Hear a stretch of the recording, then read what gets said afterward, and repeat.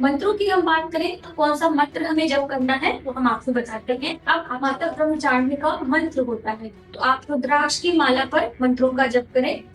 कई बार उसके सवाल होते हैं कि जो हम लौंग इलायची सुपारी आदि चढ़ाते हैं, पहले दिन कलश स्थापना आपने किया, दीप प्रज्वलित किया, इन सब चीजों में तो क्या हमें प्रतिदिन चढ़ाना होता है?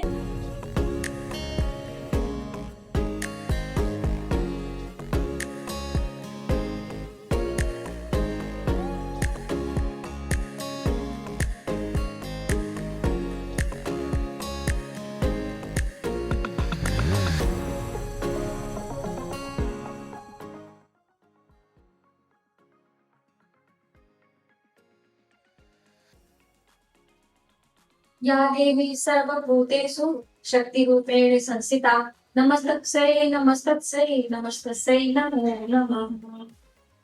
जय माता दी दोस्तों। नवरात्रि के दूसरे दिन माँ जगत जननी अम्बे के दूसरे स्वरूप माता ब्रह्मचारिणी की पूजा हम करते हैं।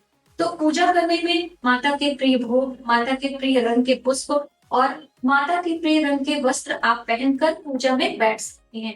और आप चाहे शाम को पूजा कर रहे हो या संध्या को, दोनों ही समय आप माता के प्रिय भोग लगा सकते हैं।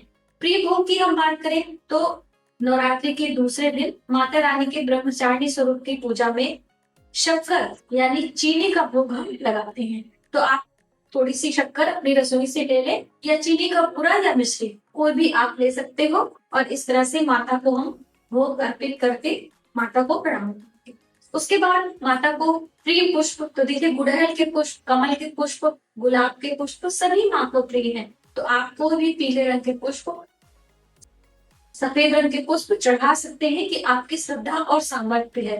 लेकिन आप हमसे पूछेंगे तो आपके पास जो व्यवस्था हो आप उसे भी माता रानी को प्रसन्न करने का प्रयास करें। जैसे कि माँ के प्रिय भोग वस्त्र में हम सारा समय अपना व्यतीत करते हैं और मंत्रों पर और हम कथा पर ध्यान नहीं दे पाते हैं।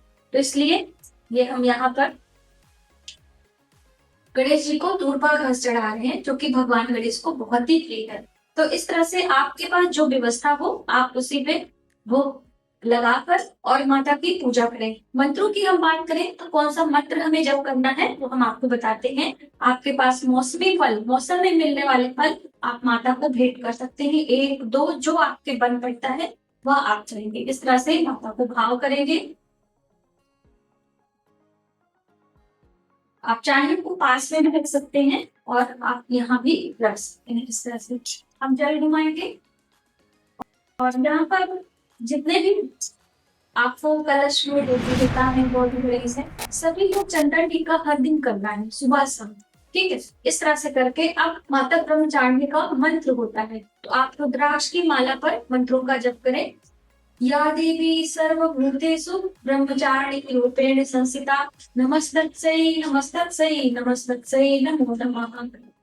माता ब्रह्मचारिणी जब तक और अपने जीवन के संघर्ष को बताती हैं, लेकिन उस समय वो अपनी तपस्या करते हुए अपने ज्ञान को अर्जित करती हैं। तो इसलिए आप ब्रह्मचारिणी की पूजा करते हैं तो आपके अंदर संयम आता है, धैर्य आता है और अपने ज्ञान प्राप्त करने का एक उत्साह आपको मिलता है। तो इस तरह से माता की पूजा में तो इन सभी चीजों को करते हुए माता की आरती करेंगे।